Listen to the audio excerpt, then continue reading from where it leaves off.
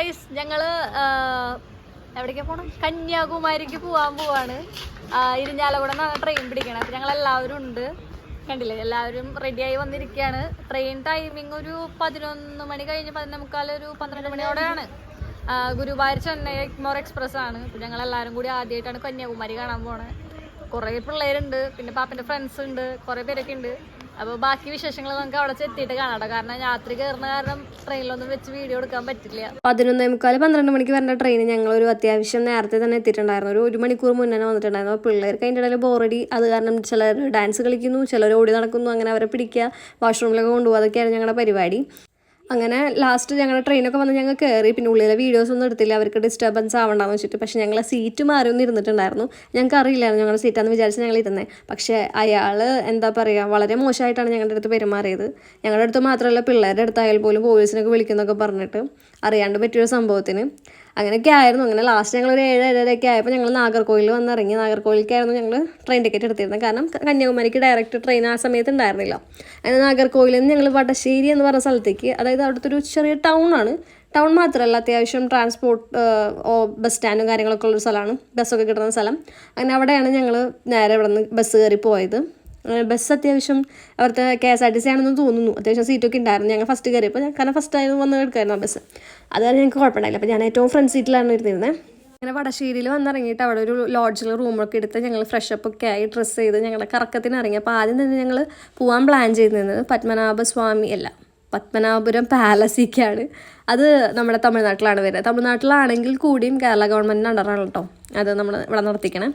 അങ്ങനെ അവിടേക്കാണ് ഞങ്ങൾ ആദ്യം കയറിയത്. അപ്പോൾ കുറേ ബസ്സുകൾ കയറിയിട്ടാണ് ഞങ്ങൾ അവിടെ എത്തിയത്. ഏതൊക്കെ ബസ്സാണെന്ന് എന്തൊക്കെ ബസ്സാണെന്ന് ആർക്കറിയാം. പിന്നെ ഒരു ബസ് ഞങ്ങളവിടെ ഒരു പിങ്ക് കളർ ബസ് ഉണ്ട്. ആ പിങ്ക് കളർ ബസ്സിൻ്റെ പ്രത്യേകത എന്ന് വെച്ച് കഴിഞ്ഞാൽ അവിടെ ലേഡീസിന് പൈസ ഇല്ല, ടിക്കറ്റ് ഫ്രീ ആണ്. ഫ്രീ ആയിട്ട് നമുക്ക് യാത്ര ചെയ്യാൻ പറ്റും. അതൊരു ഭയങ്കര ഒരു ബെനഫിറ്റായിട്ടും തമിഴ്നാടിൻ്റെ ഒരു അഡ്വാൻറ്റേജ് ആയിട്ട് എനിക്ക് ഫീൽ ചെയ്തിട്ട്. കാരണം നമ്മുടെ നാട്ടിലൊന്നും ഇത് കിട്ടില്ല. പിന്നെ അത് മാത്രമല്ല, അവിടെ ആണുങ്ങൾക്ക് ടിക്കറ്റ് എടുത്താൽ പോലെ 5 രൂപയുടെ ടിക്കറ്റായിരുന്നു. 5 രൂപയുടെ ടിക്കറ്റ് കണ്ടിട്ട് എൻ്റെ കിളി പോയി.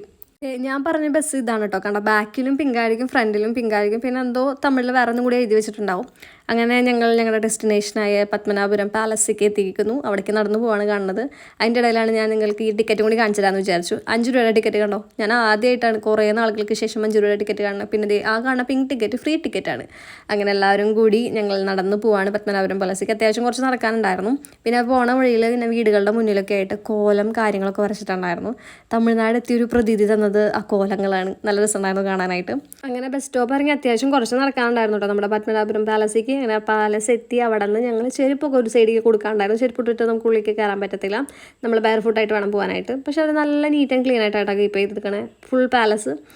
അങ്ങനെ ഞങ്ങൾ ചെരുപ്പൊക്കെ കൊടുത്ത് ടിക്കറ്റൊക്കെ എടുത്ത് അതിൻ്റെ ഉള്ളിലേക്ക് കയറാൻ നിന്നപ്പോഴാണ് ആ കാര്യം ഞങ്ങൾ അറിയുന്നത്. ഉള്ളിൽ വീഡിയോഗ്രാഫി അലോഡഡ് അല്ല, നമുക്ക് ഫോട്ടോസ് എടുക്കാം, പക്ഷേ വീഡിയോ എടുക്കാൻ പറ്റില്ല. അപ്പോൾ വ്ളോഗിൽ എനിക്ക് ഇതിൻ്റെ ഫോട്ടോസ് മാത്രമേ ഇൻക്ലൂഡ് ചെയ്യാൻ പറ്റുള്ളൂ ഇപ്പോൾ. കാരണം റെസ്ട്രിക്റ്റഡ് ആണല്ലോ. അതുകൊണ്ട് ഫോട്ടോസാണ് നിങ്ങളുടെ കൂടെ കാണിക്കണേ. അപ്പോൾ നിങ്ങളൊന്ന് സഹകരിക്കാം. അപ്പോൾ ഈ പാലസിൻ്റെ പ്രത്യേകത എന്ന് വെച്ച് കഴിഞ്ഞാൽ നമ്മുടെ മണിച്ചിത്രത്താഴ് സിനിമയുടെ 3/4 ഭാഗം ഷൂട്ട് ചെയ്തിരിക്കുന്നത് ഇവിടെയാണ്. അതിൻ്റെ പല ഫോട്ടോസ് ഞാൻ ഇതിലെടുത്തിട്ടുണ്ട് ഗൈസ്. അത് നിങ്ങൾക്ക് കാണിച്ചു തരാം. നമുക്ക് പാലസിനെ കുറിച്ച് കൂടുതൽ അറിയിക്കാനും ഒക്കെ ആയിട്ട് നമ്മുടെ അവിടെ കുറേ ഗൈഡ്സൊക്കെ ഉണ്ട് കേട്ടോ, പറഞ്ഞുതരാനൊക്കെ. ഇപ്പോൾ ഈ കണ്ടുകൊണ്ടിരിക്കുന്നത് നമ്മുടെ പാലസിൻ്റെ ഉള്ളിലത്തെ പല ഭാഗങ്ങളുടെ ഫോട്ടോസാണ്. കാരണം ഫോട്ടോസ് നമുക്ക് കാണിക്കാൻ പറ്റത്തുള്ളൂ. ഇത് കാണുമ്പോൾ നിങ്ങൾക്ക് മനസ്സിലാവും പലതും നമ്മൾ മണിച്ചിത്രത്താഴ് സിനിമയിൽ കണ്ടിട്ടുണ്ടെന്ന്. പിന്നെ നമ്മുടെ പണ്ടത്തെ കക്കൂസ്, അവിടെയും ആ കാലത്ത് കക്കൂസ് ഉണ്ടായിരുന്നു എന്നുള്ളത് മനസ്സിലാക്കാൻ പറ്റുന്നത് ഇപ്പോഴാണ്. പിന്നെ നമ്മുടെ നാഗവല്ലി ഡാൻസ് കളിക്കുന്ന ഇടയിൽ കൂടെ നമ്മുടെ മോഹൻലാലും സുരേഷ് ഗോപിക്ക് നോക്കി കാണാത്ത ഇത് ഭാഗമാണ്. ഇതാണ് നമ്മുടെ ഡാൻസ് കളിക്കുന്ന സ്ഥലം. അതൊക്കെയാണ്. പിന്നെ നമുക്ക് കുറേ റിലേറ്റ് ചെയ്യാൻ പറ്റും സിനിമ കണ്ടിട്ടുള്ളതുകൊണ്ട്. അത് നമ്മൾ കണ്ട് വന്ന് അനുഭവിച്ച് അറിയണം കേട്ടോ. കാരണം കിണ്ടി എന്ന് പറയുന്ന ഭാഗം അതായത് ഇവിടെയാണ്.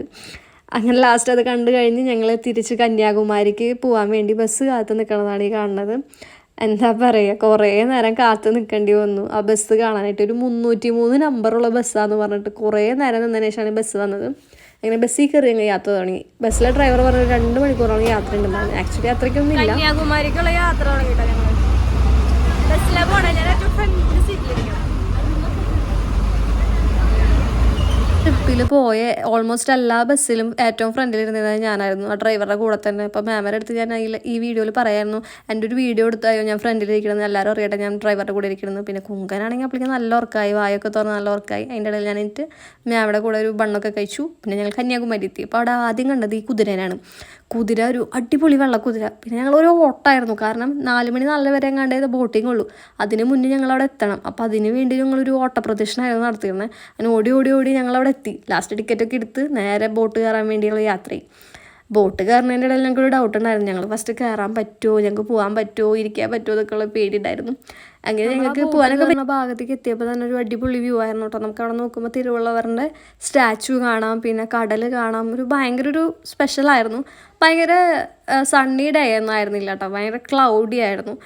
ആക്ച്വലി കന്യാകുമാരി വന്നിട്ട് ഞാൻ തെക്കും വടക്കും അറിയാണ്ട് നടക്കായിരുന്നു, എവിടെയാണ് സൂര്യൻ ഉദിക്കുക, എവിടെയാണ് സൂര്യൻ അസ്തമിക്കുക എന്നുള്ളത്. ലാസ്റ്റ് അതിൻ്റെ ഉള്ളിലെത്തിയപ്പോഴാണ് അതിനൊരു തീരുമാനമായത്. ഞങ്ങൾ ഇവിടെ നിന്ന് ലൈഫ് ജാക്കറ്റൊക്കെ ഇട്ടിട്ടാണ് ഉള്ളിൽ കയറിയത്. ലൈഫ് ജാക്കറ്റ് ഇടുന്നുള്ള കമ്പൽസറിയാണ്. പിന്നെ ഇതൊരു ഗവൺമെൻറ്റിൻ്റെ ബോട്ടാണ് കേട്ടോ. നമ്മൾ ഗവൺമെൻറ്റിനാണ് പൈസ കൊടുത്തിട്ട് നമ്മൾ ഇതിൻ്റെ അകത്ത് കയറുന്നത്.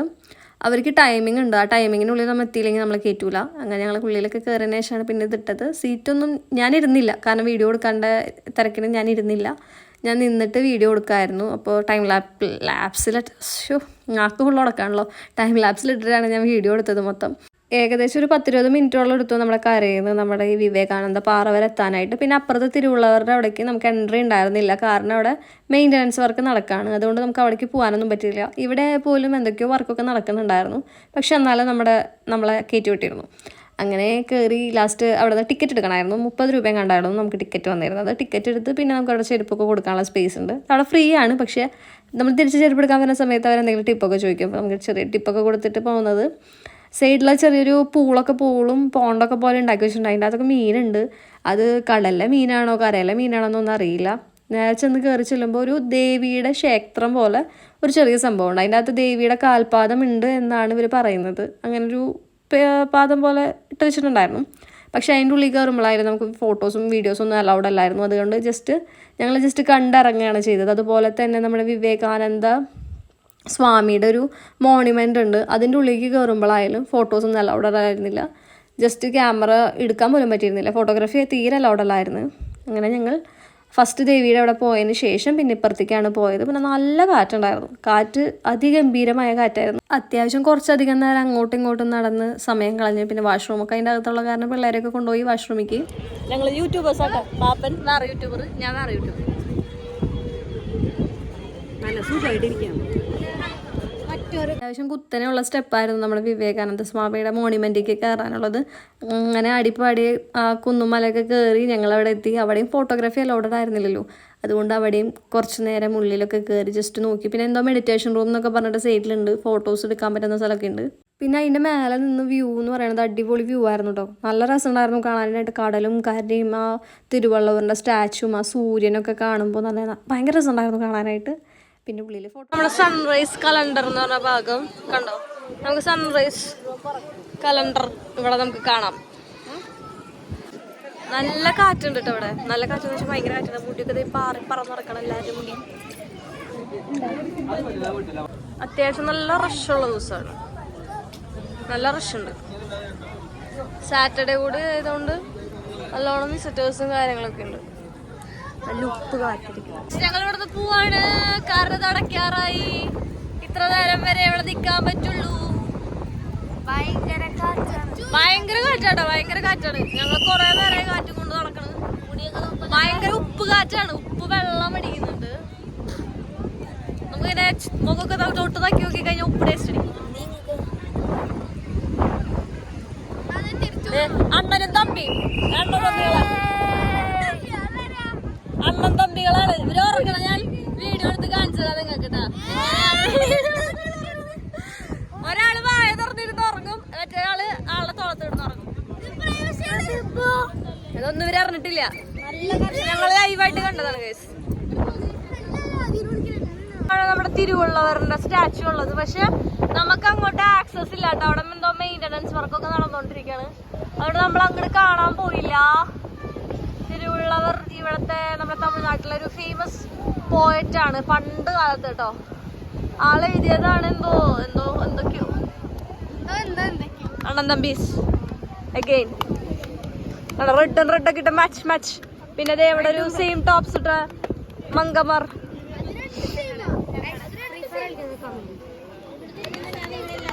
ഭയങ്കര ടയേർഡായിരുന്നു, കാരണം എനിക്ക് നല്ല ജലദോഷവും പിന്നെ ചെറുതായിട്ട് പനിയൊക്കെ ഉണ്ട്. അപ്പോൾ പത്മനാഭപുരം പാലസ് പോയി വന്നപ്പോഴേക്കും ആകെ ടയേർഡായി. പിന്നെ എനിക്ക് പനിയുടെ ഇതൊക്കെ ഭയങ്കരമായിട്ട് കൂടി. പിന്നെ മരുന്നൊക്കെ കഴിച്ചതിന് ശേഷമാണ് സെറ്റായത്. ഇനി പോകുമ്പോൾ ഇങ്ങടാന്ന് എങ്ങനെയാണെന്നൊന്നും അറിയില്ല. ട്രെയിൻ തന്നെ യാത്ര, ഞങ്ങൾക്ക് രാത്രി 10:40 ട്രെയിൻ. അതും ഞങ്ങൾക്ക് നാഗർകോവിൽ ടൗൺ വരെ എത്തണം. ഇപ്പം ഞങ്ങൾ കന്യാകുമാരിയിലുള്ള ഉള്ളത്. ഇവിടുന്ന് ഒരു 1.5 മണിക്കൂർ യാത്രകളുണ്ട്. ഞങ്ങൾ ബസ്സിനാണ് ഇവിടെ വരെ വന്നത്. ഞങ്ങൾ റൂം എടുത്തേക്കുന്നത് വടശ്ശേരിയിലാണ്. അവിടേക്ക് എത്തണം. കേൾക്കണോ എനിക്ക് അറിയില്ല, നല്ല കാറ്റാണ്. കേട്ടില്ലെങ്കിൽ ഞാനിത് വോയിസ് ഓവർ ഒക്കെ ആയിട്ട് ചെയ്യാം. അല്ലേ, കള്ളം മീനൊക്കെ പലതരം മീനുകളുണ്ട്. ഇത് എങ്ങനെ കടൽ മീനാണോ കരമീനാണോ എന്ന് എനിക്കറിയില്ല, കാരണം കാണാൻ പറ്റില്ല. അങ്ങനെ അവിടുത്തെ കാഴ്ചകളൊക്കെ കണ്ട് ഞങ്ങൾക്ക് വേഗം ഇറങ്ങേണ്ടി വന്നു. അധികം നേരം അവിടെ സ്പെൻഡ് ചെയ്യാൻ പറ്റിയില്ല, കാരണം ലേറ്റ് ആയത് വന്നതുകൊണ്ട് ഏറ്റവും ലാസ്റ്റായിട്ട് ഇറങ്ങിയത് ഞങ്ങളായിരുന്നു. അതുകൊണ്ട് അവിടെ സെക്യൂരിറ്റി വിസിലടിച്ച് വിടുന്നുണ്ടായിരുന്നു, പൊക്കോ എന്ന് പറഞ്ഞിട്ട്. ലാസ്റ്റ് വന്ന് അവിടെ ക്യൂലൊക്കെ നിന്ന് സൈഡിലിങ്ങനെ തിരമാല അടിച്ച് കൊള്ളുന്ന അലകൾ കണ്ട് ആസ്വദിച്ച് അതിൻ്റെ സൈഡിൽ ഞണ്ടിനൊക്കെ കാണാൻ പറ്റിയിരുന്നു. അതിനൊക്കെ നോക്കി നിന്ന് ലാസ്റ്റ് ഞങ്ങൾ എന്ത് ചെയ്തു, ബോട്ട് കയറി തിരിച്ച് അവിടേക്ക് എത്തി. അപ്പോൾ പോണ വഴിയിലാണ് ഇതുപോലെ കുറേ സാധനങ്ങൾ വിൽക്കാൻ വെച്ചിട്ടുണ്ടായിരുന്നു. ശംഖ്, ഷെല്ലുകൾ, കക്ക, പിന്നെ കക്ക വെച്ചുണ്ടാക്കിയ ഓരോ ഐറ്റംസ്, പിന്നെ സ്റ്റാർ ഫിഷിന് ഉണക്കി വെച്ചത്. ഇത് വെള്ളത്തിലിട്ട ജീവൻ വയ്ക്കാവോ, ദൈവത്തിനറിയാം. അങ്ങനെ കുറേ വെറൈറ്റി സാധനങ്ങൾ. അത്യാവശ്യം പ്രൈസി ആയിരുന്നു, ചിലതൊന്നും പ്രൈസില്ല. പിന്നെ അവിടെ നിന്നൊരു കരിക്ക് കുടിച്ചു, വെറും വാട്ടക്കരിക്കായിരുന്നു. ഞങ്ങൾ ഇളം കരിക്കാന്ന് പറഞ്ഞ് തന്നത് മൂത്ത തേങ്ങ പോലത്തെ സാധനമായിരുന്നു. വെള്ളം ഉണ്ടോ, ഇത്ര വലിയ മന്ദം തേങ്ങ കരിക്കാണെങ്കിൽ കൂടി അതിൻ്റെ അകത്ത് വെള്ളമൊന്നും ഉണ്ടായിരുന്നില്ല.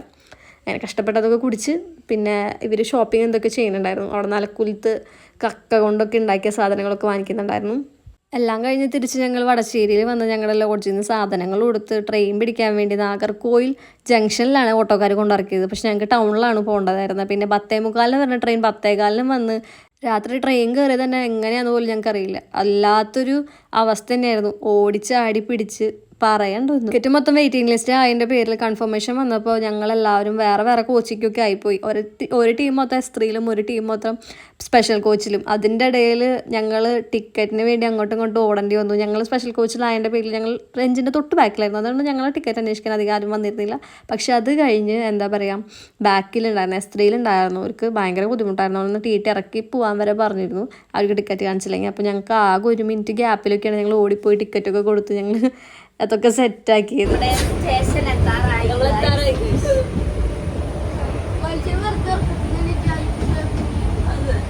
വളരെ നേരത്തെ എത്തിയിരിക്കുന്നതാണ്, 5 മണിക്ക് എത്തിയിരിക്കുന്നതായിരുന്നു. 6 മണിയാകുമ്പോൾ റെയിൽവേ സ്റ്റേഷൻ എത്തുന്നത്. ഇതുവരെ എത്തിയില്ല. ഞങ്ങൾക്ക് എപ്പോഴെത്താനാണോ, സൗണ്ടൊക്കെ പോയി ആകെ